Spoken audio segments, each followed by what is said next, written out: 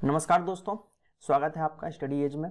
और जैसा कि आपको पता है बोर्ड परीक्षाएं नज़दीक आ गई हैं और 150 क्वेश्चन की सीरीज मैंने स्टार्ट की थी। इसमें से यदि आप सारे क्वेश्चन कर लेते हैं तो 30 नंबर आपके कहीं नहीं गए।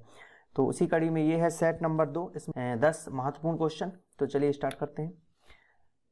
पहला क्वेश्चन है, ये समांतर श्रेणी का प्रश्न है। 3/2, 3/2, 1/2, ऋण 1/2, ऋण 3/2 के लिए प्रथम पद एवं सार्वंतर क्रमशः क्या है। तो जैसा कि आपको पता है कि किसी भी समांतर श्रेणी का प्रथम पद होता है, जो पहला पद होता है उसको हम बोलते हैं प्रथम पद। उसको हम ए से दर्शाते हैं। तो इसमें ए बराबर है 3/2। और एक चीज और होती है इसमें, इसको हम बोलते हैं सार्वअंतर। सार्वअंतर मतलब अगले पद से पहले पद का अंतर। मतलब इसमें दूसरा पद है 1/2 और पहला पद है 3/2। इन दोनों का अंतर क्या कहलाएगा? सार्वंतर। ठीक है, तो हमें अगले पद से पहले पद को घटाना पड़ता, तो हम इसमें घटाएंगे 1/2 ऋण 3/2। तो जो भी आएगा ये क्या कहलाता है? सार्वंतर। तो हम घटाएंगे। ठीक है, 2 एलसीएम आ गया। 3 में से 1 - 3 हो जाएगा यहाँ पे। 3 में से 1 गया, 2। बड़ी संख्या क्या है? 3।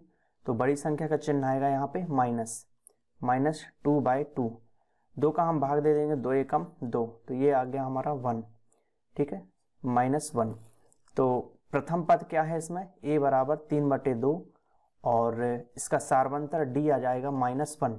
तो देख सकते हैं ऑप्शन नंबर ए इसका सही आंसर हो जाएगा। अगला है समीकरण x² + x - 1 बराबर 0 के मूलों की प्रकृति होगी।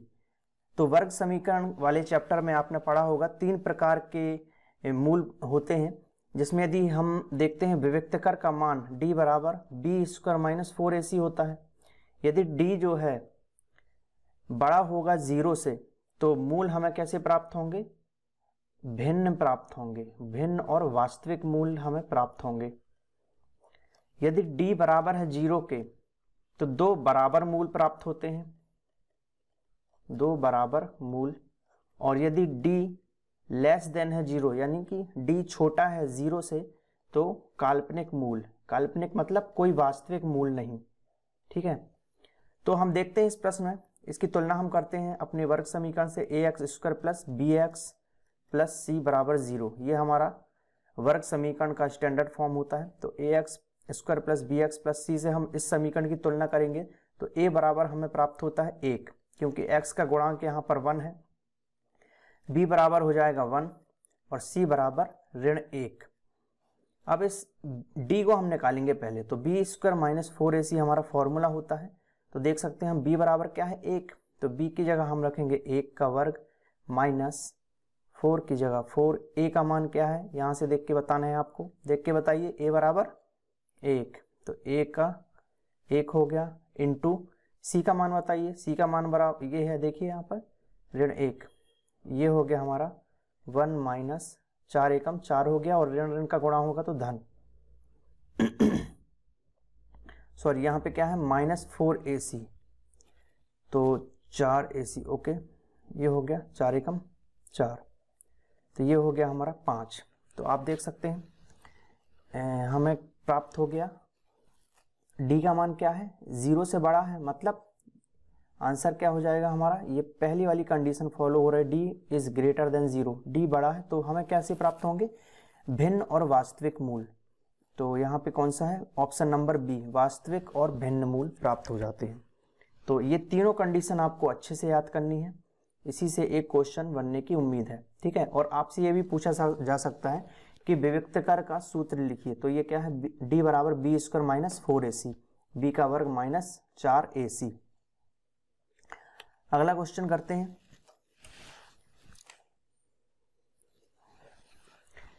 अगला है समांतर श्रेणी से -3 - 1/2 2 डैश डैश डैश का 11वां पद निकालना है।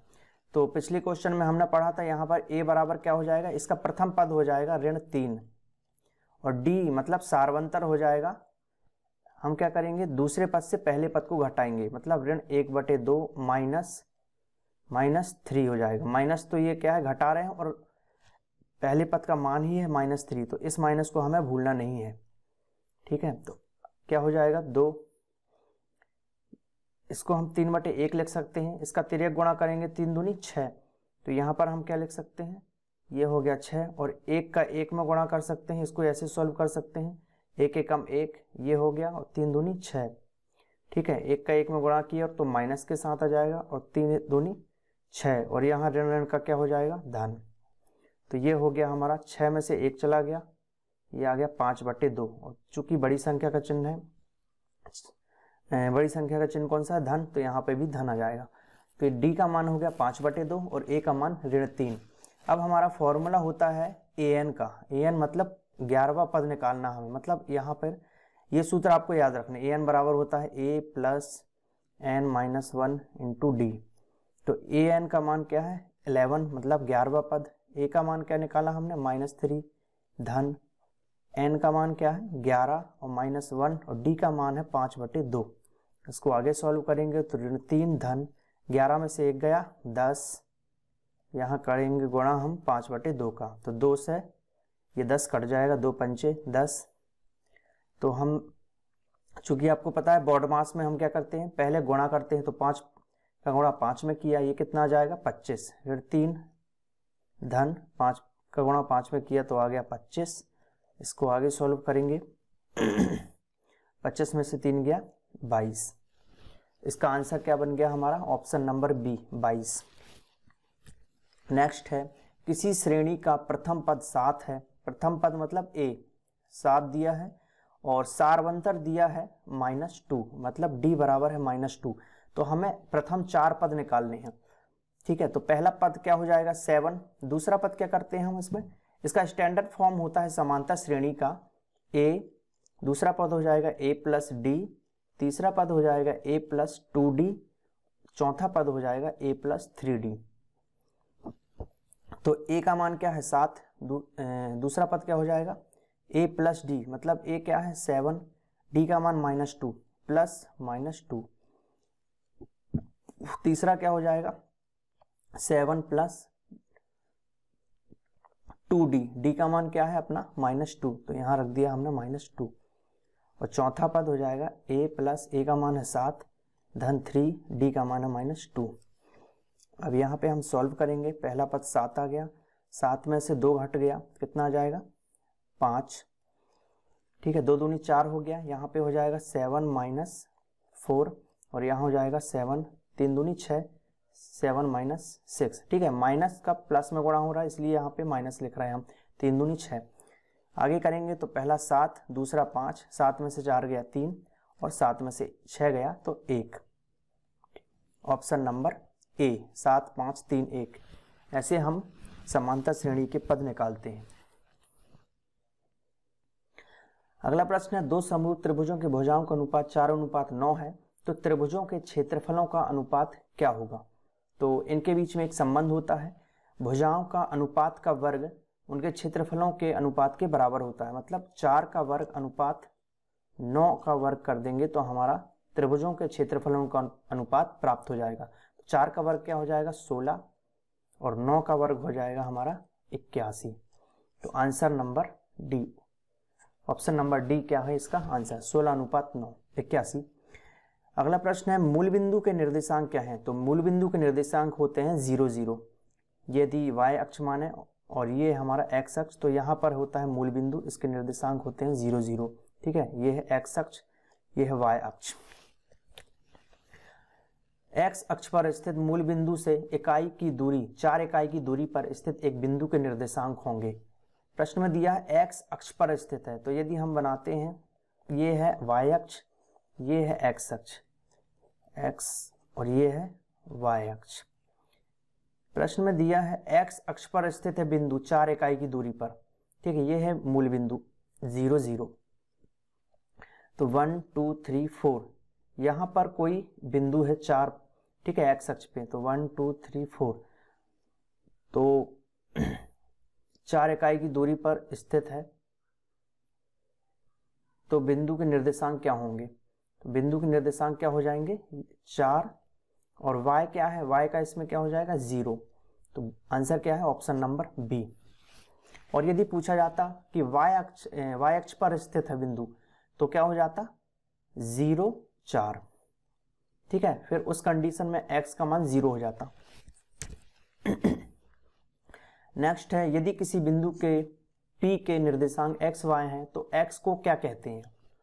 अगेन निर्देशांक से क्वेश्चन है, तो इसको हम बोलते हैं x अक्ष, ये है y अक्ष, इसका दूसरा नाम है भुज और y को हम बोलते हैं कोटि। ठीक है, तो x अक्ष को हम बोलते हैं क्या, P का भुज कहलाएगी। तो आंसर है A, P का भुज। बिंदु ऋण 4 और ऋण 7 के किस चतुर्थांश में स्थित है। फिर से हम बनाते हैं x अक्ष, ये है हमारा x अक्ष और ये है हमारा y अक्ष। तो प्रथम चतुर्थांश हम बोलते हैं इसको, ये है हमारा प्रथम, ये है द्वितीय चतुर्थांश, ये है तृतीय चतुर्थांश और ये है चतुर्थ चतुर्थांश। यहाँ पर हमारे होते हैं पॉजिटिव नंबर सारे धनात्मक और ये हैं हमारे ऋणात्मक, ऋण 1, ऋण 2, ऋण 3, ऋण 4। ऐसे ही y में हम ऊपर जाते हैं तो धनात्मक संख्याएं मिलती हैं 1, 2, 3 और इस साइड हम नीचे आएंगे y अक्ष में तो ऋणात्मक संख्याएं। अब प्रश्न में पूछा ऋण 4 और ऋण 7, तो x का मान क्या है, ये x है 4, ऋण 4 और y है ऋण 7। ठीक है, पहला मान होता है x का और दूसरा मान होता है y का। तो x का ऋण 4 देख सकते हैं आप कहाँ पे है, यहाँ पर है, और y का ऋण 7 कहाँ है, मिलेगा हमें ये नीचे मिलेगा, 4, 5, 6 और 7, ये है ऋणात्मक संख्या है। तो ऋण 7 यहाँ पर मिल रहा है, तो हमारा ऋण 4 और ऋण 7 बिंदु कहाँ मिलेगा, यहाँ पर। ठीक है, तो दोनों ऋणात्मक हैं यानी तृतीय चतुर्थांश में मिलेंगे। यदि पूछा जाता दोनों धनात्मक तो यहाँ पर हो जाते। ठीक है, x का धन और y का धन यहाँ पर होंगे और x का ऋणात्मक और y का धनात्मक ये होंगे हमारे द्वितीय चतुर्थांश में। और यदि बात करें x का धनात्मक और y का ऋणात्मक ये होंगे हमारे चतुर्थ चतुर्थांश में। तो आपको ये यदि बन गया तो आप बहुत सारे क्वेश्चन सॉल्व कर सकते हैं। जैसे कि x अक्ष को हम भुज बोलते हैं, y अक्ष को कोटि बोलते हैं। ठीक है, और मूल बिंदु के निर्देशांक क्या है, 0, 0। चलिए अगला क्वेश्चन करते हैं। अगला क्वेश्चन करते हैं सूर्य का उन्नयन कोण जब सीधे खड़े स्तंभ की छाया और उसकी ऊंचाई के बराबर हो तो कितने अंश का कोण होगा। ये है त्रिकोणमिति के सवाल।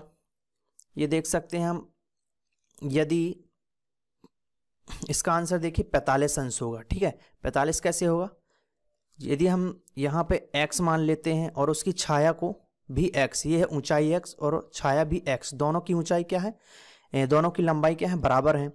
तो हमने पढ़ा था tan थीटा क्या होता है, लंब बटे कर्ण। लंब की लंबाई क्या है, x है, कर्ण लंब बटे आधार, लंब बटे आधार। तो x क्या है, लंब भी x है और आधार भी x है, तो ये कट के क्या हो जाएगा 1। और आपको पता है कि tan थीटा में tan के 45 में क्या होता है, tan थीटा 1 होता है। tan 45 का मान कितना होता है, 1। तो 1 का मान क्या हो गया यहाँ पे, tan 45। तो आपका थीटा कितना आ जाएगा, 45 अंश या 45 डिग्री। तो ये था सेट नंबर 2। यदि आपको इसी तरीके का और वीडियो चाहिए तो हमारे चैनल को सब्सक्राइब करें और ज़्यादा से ज़्यादा शेयर करें और हमारे चैनल से बने रहें। और सेट नंबर 3 जल्द आएगा, तो दोस्तों ज़्यादा से ज़्यादा वीडियो शेयर करें और चैनल को सब्सक्राइब जरूर करें। Thank you.